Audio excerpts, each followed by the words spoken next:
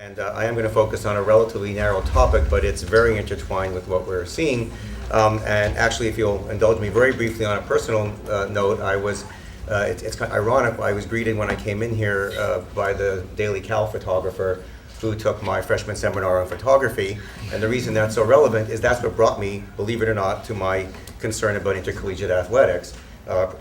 Hitherto or prior to, whatever the fancy way of saying that is, I was happily teaching computer science students, and at the upper division and graduate level, and for many years, I never had any interaction with intercollegiate athletics. It was something that happened on the other end of campus, and I was woefully ignorant about it. So I wasn't planning to actually tell you this little part of the story, but having seen her as I came in, I'm inspired to do so. So what happened to me was that my class was very popular. I loved it. I loved doing the photography class. And I found that the class would be filled up, and the waiting list would be filled up very quickly in telebears.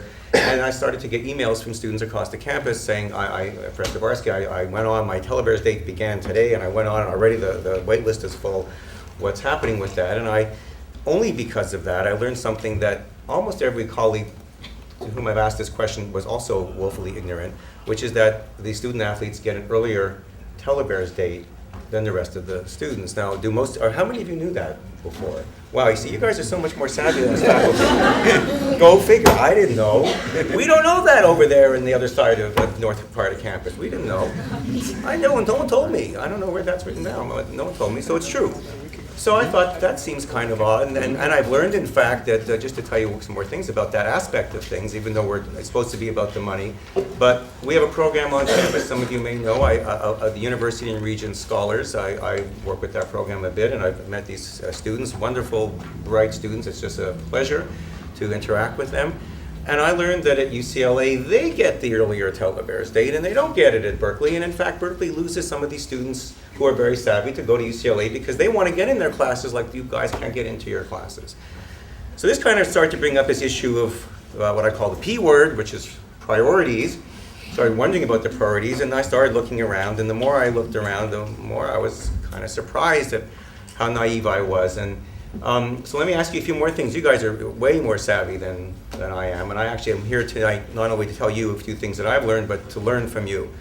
So how many of you think that our intercollegiate, I'm sorry, before I ask that question, let me go back and make one other thing very clear. As a good scientist, I want to define my terms very well. What I'm not talking about is recreational sports. That is to say, there's a gym, you can go swimming, you can take aerobics, it's very good to do all that kind of stuff. That's a very underfunded unit, I guess is the word. Half of them were laid off.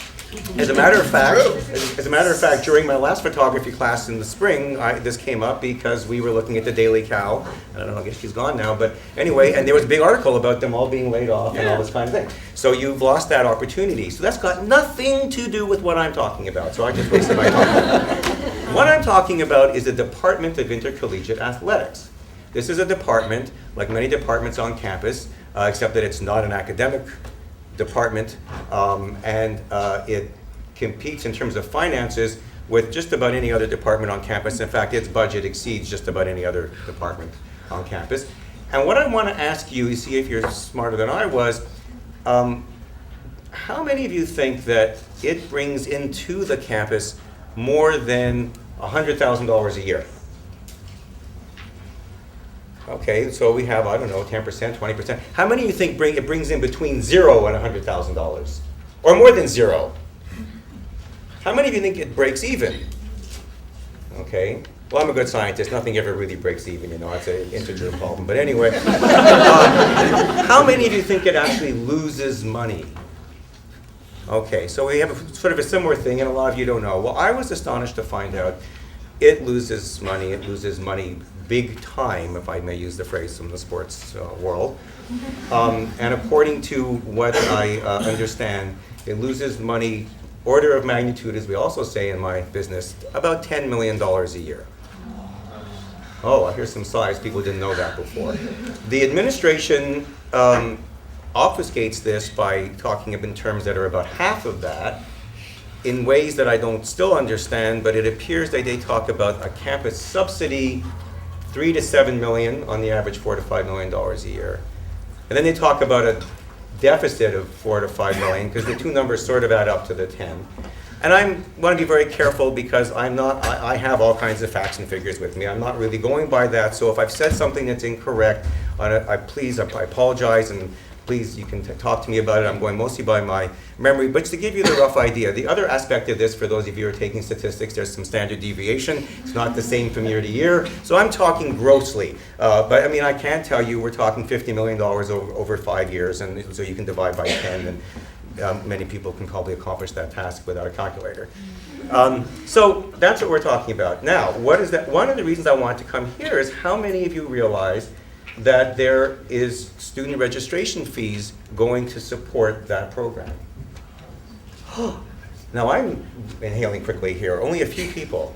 Well, then I've learned something, and you're going to learn something.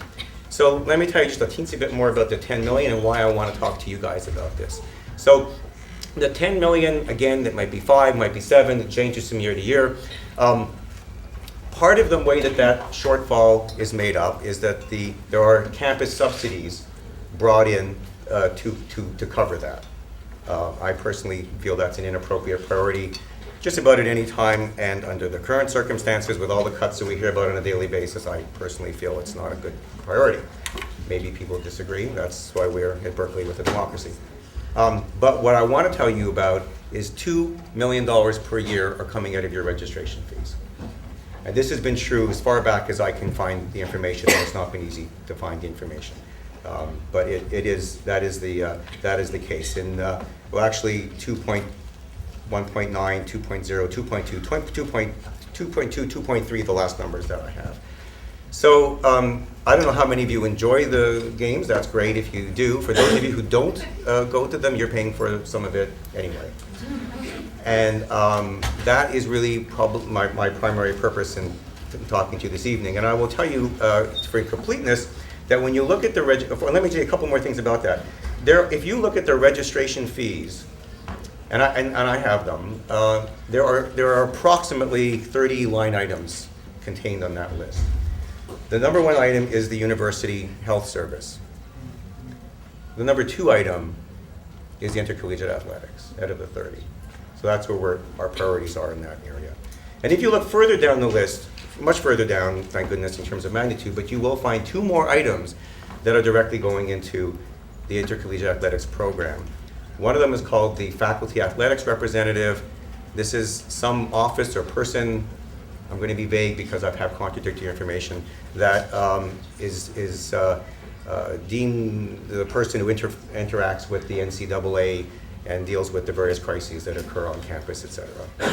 The other item is something called the Athletic Study Center, which is a center that helps the students get through the program. But by the way, another statistic, and this is in the San Francisco Chronicle, that's how I learned this one, the percentage of football players who graduate is at the 50% level. In the Pac-10, we are number 9, once in a while number 8, if you measure that as our standings. We're just ahead of University of Arizona and how our low proportion of football players graduate. This is Berkeley, great research institution. So those are the 3 items that are on there, and the other thing that gets a little bit technical is I'm also concerned because all of your registration fees are coming in, as best as I can understand the budget, not in a way that's incorporated in those other 2 items I just told you are not incorporated in a way that sees it in the intercollegiate athletics budget. Those are other money coming in over and above that. Okay, so but what I want to focus on and complete in my last minute and 2 seconds is the $2 million. That's $70 for each and every student on campus, graduate or undergraduate. And I guess if you are unaware of that, then perhaps you might want to start thinking about what you want to do about that. And that is $2 million going into propping up what is a financially failing program for which we have a $10 million approximately deficit each year. And by the way, just a few other little tidbits in my last 35 seconds, just to kind of give you the idea. You can take the various departments on campus like bioengineering and economics, I think is one of them, forgive me if I have it wrong, Spanish, Italian, add up the total faculty salaries in those departments, and I believe you will find a number that is less than what our football coach makes. Our football coach is paid the highest salary on campus. He's paid the highest salary in the entire University of California system. In fact, he is the highest paid state employee. Guess I'll end there.